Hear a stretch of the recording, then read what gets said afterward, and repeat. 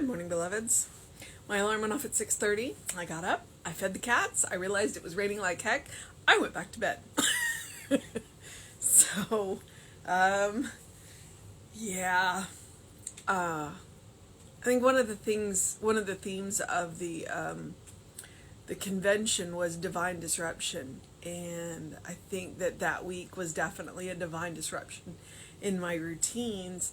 And I've come back, and now I'm looking at my routines going, well, how many of them do I need to keep? Some of them, I think it's time to change some of them. Now, I'm still going to go ahead and get up at 6:30 in the morning and go for some sort of, as I like to say, engaging my mind and my body. Be that a bike ride or walk or run, whatever. But some of the other routines that I have could use a little bit of tweaking, or I just need to straight up drop them. So that is something I'm going to be thinking about over this week. I don't want to go back to normal. I don't. Normal wasn't exactly working, and so it's time to look at what might work a little bit better. All right, it is January 24th, so our title today is Today I Bestow the Essence of Love Upon Everything. And our quote, our first quote is, "The law of the Lord is perfect, converting the soul. The statutes of the Lord are right, rejoicing the heart. The commandment of the Lord is pure, enlightening the eyes." And that is Psalm 19, 7 and 9.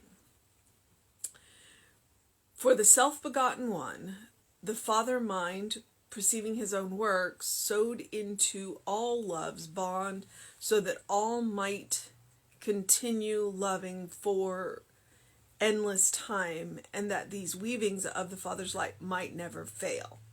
And that is the Chaldean oracles. And then, "But love will the God of mercy vouchsafe to those who believe in and do the things that be right." And that is from the Quran. All right. So let's see what Ernest and Raymond have to say. "The law of the Lord is perfect, and the law of the Lord is love. We are made perfect in the law when we enter into the communion of love with one another and with the invisible essence of life. Love is the fulfillment of the law. That is, we never can make the most perfect use of the law unless that use is motivated by love, by a sincere desire to express unity, harmony, and peace. As the true artist weds themselves to the essence of beauty, imbibing her spirit that it may be transmitted to the canvas, or awaken a living form from cold marble, we must wed ourselves to the essence of love, that we may imbibe its spirit, and transmitting it, give loveliness to all events. We should not hesitate to express our appreciation for people, things, and events. There is too little enthusiasm about life. We sacrifice on the altar of unbelief and fail to extract the essence of reality from the invisible, because we refuse to rejoice in our apparently trivial relationships. Love will not remain abstract. Its power of transmutation in human events comes only when we catch its vision and mold it into human experience. Today, I bestow the essence of love upon everything. Everyone shall be lovely to me. My soul meets the soul of the universe in everyone. Nothing is dead. Everything is alive. Nothing is ugly. Everything is beautiful. Everything is meaningful. This love is a healing power, touching everything into wholeness, healing the wounds of experience with its divine balm." And interestingly enough, because I was watching just a little bit of the Today Show just before I came in here, it's National Compliment Day. So I find that interesting. It's National Compliment Day because there's nothing quite like giving a compliment to anybody. I mean, a stranger, somebody that you know, there's nothing like giving them a compliment, and an honest and sincere compliment, you know, about something that they did, something that they said, something that they produced. I had a quick conversation with the Centers for Spiritual Living spiritual leader, which is Edward Viljoen. It's an elected position. And it was interesting. He's been in ministry for, half my life, maybe longer. And both my husband and I were telling him how much we enjoyed listening to his talks, especially the opening one at the convention. And he wanted to hear more. He needs it just like everybody else does. And it's like, you've been in this business for a long time. You'd think you'd have enough No, everybody likes to hear something good. Everybody likes to hear something good. And sometimes it's important that we compliment ourselves. One of the things that I suggest, that spiritual practice of doing something loving, doing something kind, doing something compassionate for yourself, that could be complimenting yourself. I'm sorry. I inhaled wrong at that moment. It's sometimes complimenting yourself it's nice when others do it. It's good when you can do it for yourself. And that's not an ego thing. It's not. I mean, it can be, but it doesn't have to be. Because sometimes you need to look in your own eyes, see that beloved child of God looking back at you, and say, hey, you're a beautiful soul. You're doing good. You're doing great. You're doing amazing. And then you got to do it until you believe it. So I'm getting a compliment right now. That's Marita.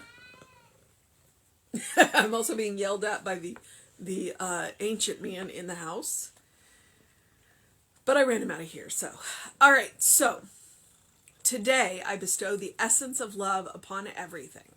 So the first one, the Psalm, the law of the Lord is perfect, converting the soul. The statutes of the law of the Lord are right, rejoicing the heart. The commandment of the Lord is pure, enlightening the eyes. And that's the Psalm. He does a better description of it down in we're made perfect in the law when we enter into the communion. So it's like the law is whole. The law includes everything.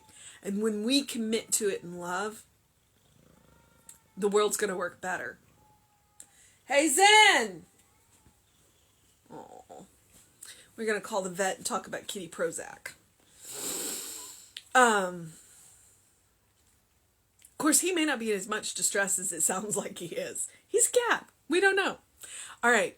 For the self-begotten one, the father, mother, mind, perceiving their own works, sewed into all love's bond, so that all might continue loving on for endless time, and that the weaving of the father, mother's light may never fail. Or the weaving of the Spirit's light. I'm working on learning how to gender neutral things. I don't always do it well, but I'm getting there. The Chaldean oracles. That all might continue loving for an endless time, and that these weavings of Spirit's light might never fail. Bonds of love. Anytime we do anything in love, it's going to work out better. Now, when I say that, we have to let go of some very Western ideas of love, because we use love as a noun, as an adjective, and as a verb, which can be a good thing. But sometimes when you realize that you love an inanimate object and a living, breathing being, you can't love them the same. And too often we get too close to that. It's like if we love inanimate objects more than we love living and breathing beings, then we've got a problem. So which is why we can make hard decisions. I'm talking about Kitty Prozac for an elderly cat. I have to make decisions in love for him that might be hard for me. So that's one of those things. And love will never fail us when we make the best choice in love. So, and then the last one, but love will the God of mercy vouchsafe to those who believe and do things that be right. Love. It always comes back to love. Okay, so the law of the Lord is perfect, and the law of the Lord is love. We are made perfect in the law when we enter into the communion of love with one another and with the invisible essence of life. The greatest power on earth is love. Now, gratitude is another form of love. So if we want to live our best lives, then the best way to do it is in love. And love isn't just soppy, and love isn't just pushover. And love makes hard decisions, and love makes decisions that can hurt in the short run. So don't think love is a pushover, because love is strong. Love is strong. Love is the fulfillment of the law. That is, we never can make the most perfect use of the law unless that use is motivated. Here's why I like it: motivated by love, by a sincere desire to express unity, which means subject, not object, and harmony and peace. That's what love is after. And sometimes peace is noisy before it's peaceful. So bear that in mind. As the true artist weds themselves to the essence of beauty, imbibing that spirit that it may be transmitted to the canvas, or awaken a living form from cold marble. If you don't know that quote, that is from Michelangelo. I believe it's Michelangelo. It could be Da Vinci, but Michelangelo, who carved marble until the angel was freed. That's what we're talking about. Love is always freeing. Love never binds. Love is always free. In transmitting it, giving loveliness to all events. So we can walk into incredibly messy events, and if we bring love in with us, which we do because that's the source of us, then we can change the event. We may not be able to fix it, but we can change it. And if we can change it, we can set it on its way to fixing it. It's one of those situations when you walk into a messy situation, the question is, what is mine to do? All right? You may not be there to fix it, but if you walk into a situation, then bring that love with you, because that will change it and set it on a new track. That is the power that we have. Always. Always. We should not hesitate to express our appreciation for people, things, and events. Like I said, National Compliment Day. There is too little enthusiasm about life. Now, Ernest wrote this how many years ago? There's too little enthusiasm for life. I just had a whole week of enthusiasm for life. I'm going to carry that. I'm going to keep that flame alive. But to keep that flame alive, I got to feed it. And one of the things that I can feed it is love. We sacrifice hope on the altar of unbelief and fail to extract the essence of reality from the invisible because we refuse to rejoice in our apparently trivial relationships. Are any relationships trivial? Rejoice in all of your relationships. All of them. Your friends, your coworkers, your loved ones, your family members. Rejoice in all of your relationships. None of them are trivial, because each and every one of us is a beloved child of God. And where we meet, love can happen. Love will not remain abstract. Its power of transmutation in human events comes only when we catch its vision and mold it into human experience. That's the mission. To catch the vision of love that we can be and to mold it into our experience, mold it into our reality. Today, I bestow the essence of love upon everything. Everyone shall be lovely to me. My soul meets the soul of the universe in everything. Nothing is dead, everything is alive. Nothing is ugly, everything is beautiful. Nothing is ugly, everything is beautiful. Sometimes we have to squint our eyes a little bit, okay? And do I walk around like this 100% of the time? No, I'm human. But I say this to myself in sacred time. I remind myself of it in sacred time. And then I move forward through my day. And when I catch myself slipping a little bit, I remind myself who I am and who the other person is. And I try again. Really, Rita? Are you biting the book? Goof girl. All right, so nothing is ugly. Everything is beautiful. Everything is meaningful. This love is a healing power, touching everything into wholeness. And that's absolutely the power of love. It is a healing power. It heals the wounds of experience. And that's what it is with grief. Because grief is love persevering. And would you rather have not had that person, that being, that loved one in your life? Or are you glad you did? So, healing the wounds of experience with its divine balm. If you have to squint your eyes a little bit, squint your eyes a little bit. You'll get there. So like I said, the mission today is to catch the vision of love and mold it into our experience no matter what we're encountering. No matter what. And feel free to start small and work your way up. And you can start small by looking in your own eyes and see love looking back at you. All right, so like I said, spiritual practice, do something loving for yourself, do something kind for yourself, do something compassionate for yourself every day. Every day. Be it small, be it big, doesn't matter. Today, mine was to go back to bed when I realized it was raining.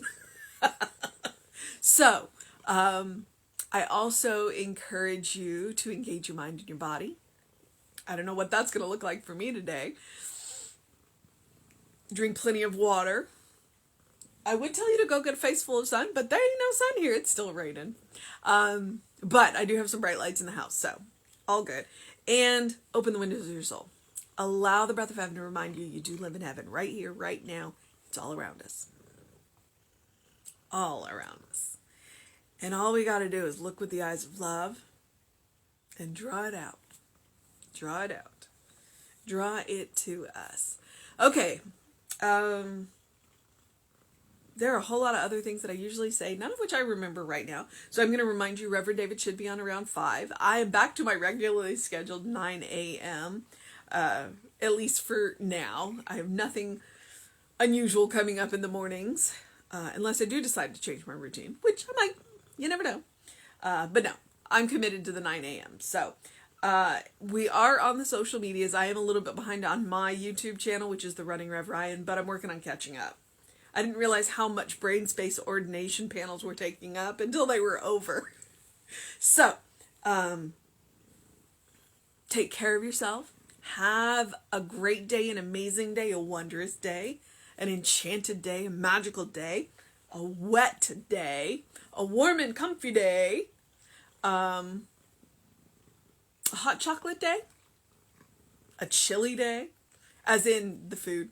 I don't want you to be cold, unless you want to be cold. I like being I like being nippy so that I can put layers on and be warm. Have a good day. And if that is too much pressure, simply have a day, because you are enough just as you are. All right? You are a beloved child of God in whom God is well pleased always and forever. So look in your eyes and see that love looking back at yourself.